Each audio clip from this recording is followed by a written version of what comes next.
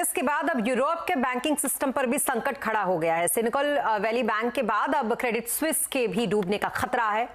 वजह वही है, लिक्विडिटी। बैंक डिपॉजिटर्स को रोकने में नाकाम हो रहा है। हालांकि स्विस नेशनल बैंक से उसको लाइफलाइन जरूर मिली है। ऐसे में बड़ा सवाल यह है कि क्या लाइफलाइन काम आएगी या क्रेडिट स्विस का बच पाना मुश्किल है। ये बता रहे हैं हमारे साथ नीरज वाजपेयी जुड़ चुके हैं। वो नीरज जी, बताइए क्या कुछ डिटेल्स हैं आपके पास। सिलिकॉन वैली बैंक के डूबने के बाद एक और बैंक के ऊपर डूबने जैसा खतरा आ गया है। उस बैंक का नाम है क्रेडिट स्विस। ये स्विट्जरलैंड का एक बहुत बड़ा बैंक है जो पूरी दुनिया में बहुत सारे कामकाज करता है। सिर्फ बैंकिंग नहीं करता है, इसके साथ इन्वेस्टमेंट बैंकिंग भी है इनकी। बहुत सारे मर्जर एक्विजिशंस कराते हैं और बहुत सारे काम करते हैं।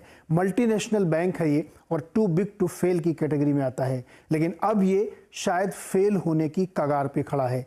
दरअसल इसके पास भी वही समस्या आई, डिपॉजिट्स कम होने लगे, बहुत ज़्यादा लोगों ने पैसे निकालने शुरू किए और ये सिलसिला काफ़ी समय से चल रहा था। दिसंबर तिमाही में करीब $100 बिलियन के डिपॉजिट्स लोगों ने इससे विड्रॉ कर लिए और बैंक की हालत बिगड़ती गई।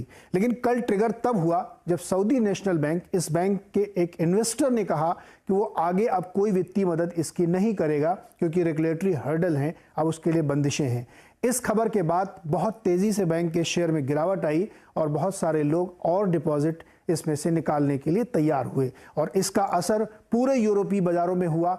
ज़बरदस्त गिरावट यूरोपियन मार्केट्स में देखने को मिली, उसके बाद अमेरिकन मार्केट्स में देखने को मिली और एक माहौल ऐसा बना कि शायद एक बड़ी बैंकिंग क्राइसिस या लीमन जैसी क्राइसिस की तरफ हम बढ़ रहे हैं। लेकिन इसी बीच जो स्विट्जरलैंड का सेंट्रल बैंक और वहाँ का जो रेगुलेटर है वो सामने आया और उसने मदद की पेशकश की।